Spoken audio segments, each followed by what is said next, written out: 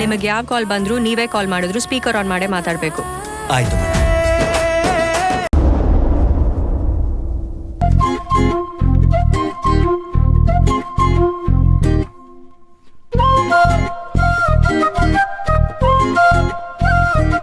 ಏನ್ರಿ ಬಂಗಾರಿ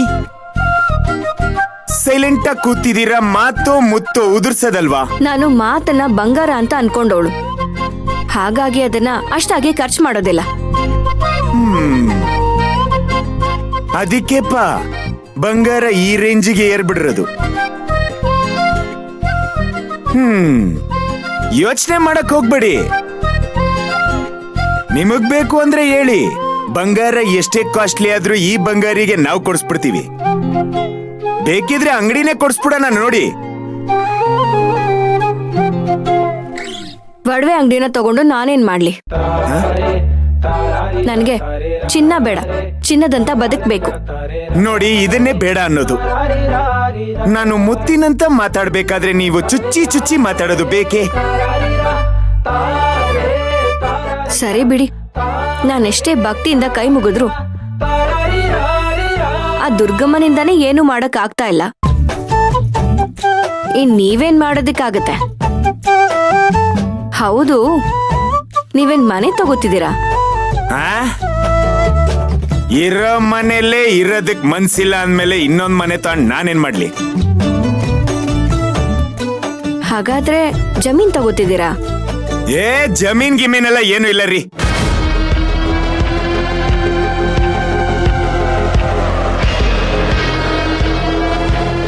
ಮತ್ತೆ ದೊಡ್ಡ ಯಜಮಾನ್ರು ಆಸ್ತಿನ ರಿಜಿಸ್ಟರ್ ಮಾಡಿಸ್ಬೇಕು ಅಂತ ಹೇಳಿದ್ರಲ್ಲ?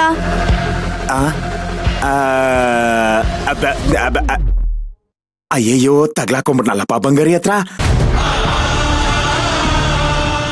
ಈಗೇನಾದ್ರೂ ನಾನು ಪ್ರಾಪರ್ಟಿ ರಿಜಿಸ್ಟ್ರೇಷನ್ ಅಲ್ಲ, ನಮ್ಮಿಬ್ರು ಮದ್ವೆ ರಿಜಿಸ್ಟ್ರೇಷನ್ ಅಂತ ಹೇಳಿದಿದ್ರೆ ಸ್ವೀಟ್ ಅಪ್ಪಕ್ಕಾಗ್ಬಿಡ್ರದು. ನನ್ನನ್ನೇ ಗುರಾಯಿಸ್ತಿದ್ದಾಳೆ. ಏನ್ ಯೋಚನೆ ಮಾಡ್ತಿದ್ದೀರಾ ಚಿಕ್ಕ ಯಜಮಾನ್ರೆ? ನೀವು ಸುಮ್ನೆ ಇರೋದನ್ನ ನೋಡ್ತಿದ್ರೆ ಸುಳ್ಳು ಹೇಳಿ ನನ್ನ ಎಲ್ಲಿಗೂ ಕರ್ಕೊಂಡು ಹೋಗ್ತಿರೋ ಹಾಗಿದೆ. ಅದು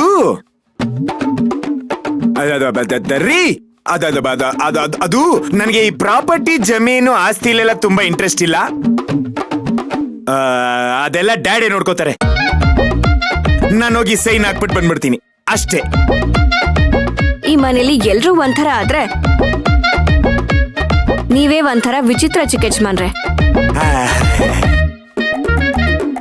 ನಮ್ಮೂರಲ್ಲಿ ಒಂದ್ ಜಮೀನ ತಗೊಂಡ್ವಿ ಅಂದ್ರೆ ಮನೇಲೆಲ್ಲ ಸಂಭ್ರಮ ಇರುತ್ತೆ, ಎಲ್ರಿಗೂ ಸಿಹಿ ಹಂಚ್ತೀವಿ. ಆದ್ರೆ ನಿಮ್ಮನೇಲಿ ಅದ್ಯಾವುದೂ ಇಲ್ಲ. ಹಾಗ್ ನೋಡಿದ್ರೆ ನಿಮ್ ತಾಯಿಯವರು ಇದಕ್ ಬರ್ಬೇಕಾಗಿತ್ತು ತಾನೆ? ಅವ್ರನ್ನೇನು ಕರ್ಕೊಂಡ್ ಬಂದಿಲ್ಲ? ಅವ್ರಿಗೆ ಗೊತ್ತಿಲ್ದಿರೋ ಹಾಗೆ ಈ ಜಮೀನ ತಗೋತಿದ್ದೀರಾ ಅನ್ಸುತ್ತೆ.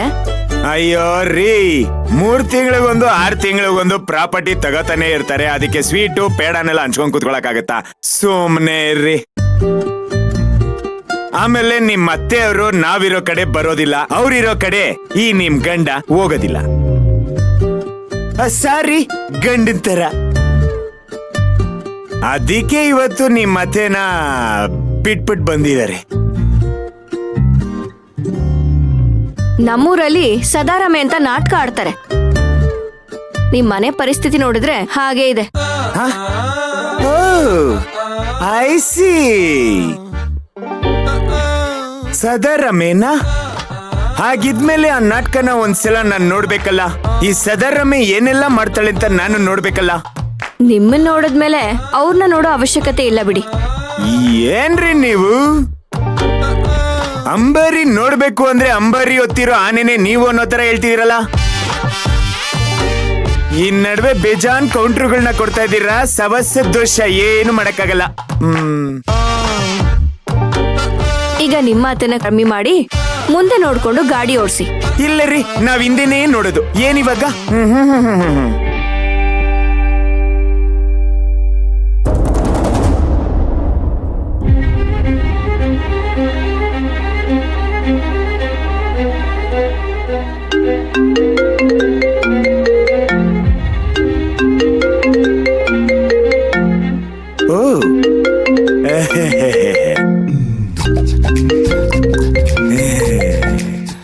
ಐಫೋನಲ್ಲಿ ಮಾತಾಡ್ಬೇಕು.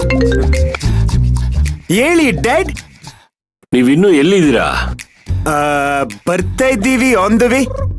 ನಾವೆಲ್ಲ ಬಂದಾಯ್ತು, ಅದಕ್ಕೆ ಫೋನ್ ಮಾಡಿದೆ.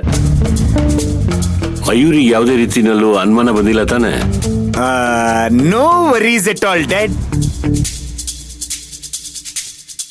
ಬರ್ತಾ ಅವಳಿಗೆ ಮಲ್ಲಿಗೆ ಹೂ ತೆಗೆಸ್ಕೊಟ್ಟು ಮುಡಿಸ್ಕೊಂಡ್ ಬಾ.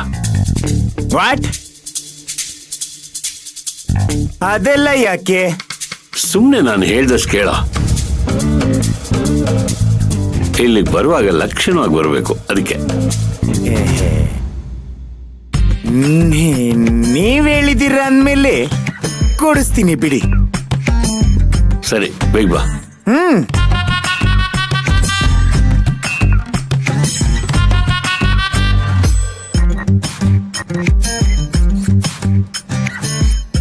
ಏನಂತೆ? ಏನಿಲ್ಲ, ಎಲ್ಲಿದ್ದೀರಾ, ಬರ್ತಾ ಇದ್ದೀರಾ, ಏನ್ ಸಮಾಚಾರ ಅಂತ ಕೇಳಿದ್ರು ಡ್ಯಾಡ್.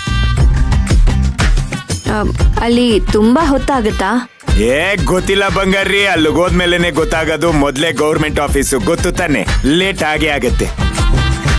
ಅಯ್ಯೋ, ವಿಜಯ್ ಅಕ್ಕಂಗ್ ಬೇರೆ ಬರ್ತೀನಿ ಅಂತ ಹೇಳಿದೀನಿ. ಅವ್ರು ನನಗೋಸ್ಕರ ಕಾಯ್ತಿರ್ತಾರೆ. ಹೋಗೋದ್ ಲೇಟ್ ಆದ್ರೆ ಅಷ್ಟ್ ಚೆನ್ನಾಗಿ ಅಡ್ಗೆ ಮಾಡಕ್ ಕಷ್ಟ ಆಗ್ಬೋದು. ಈಗೇನ್ ಮಾಡೋದು? ಏನ್ ಯೋಚನೆ ಮಾಡ್ತಾ ಇದೀರಾ?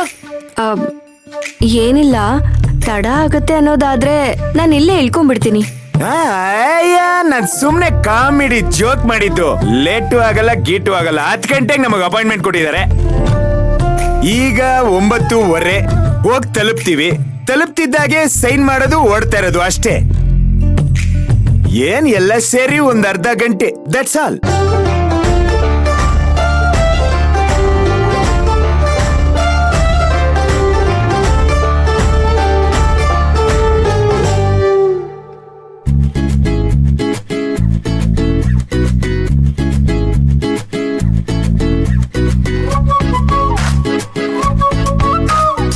ಇಲ್ಯಾಕ್ ನಿಲ್ಸಿದ್ರಿ?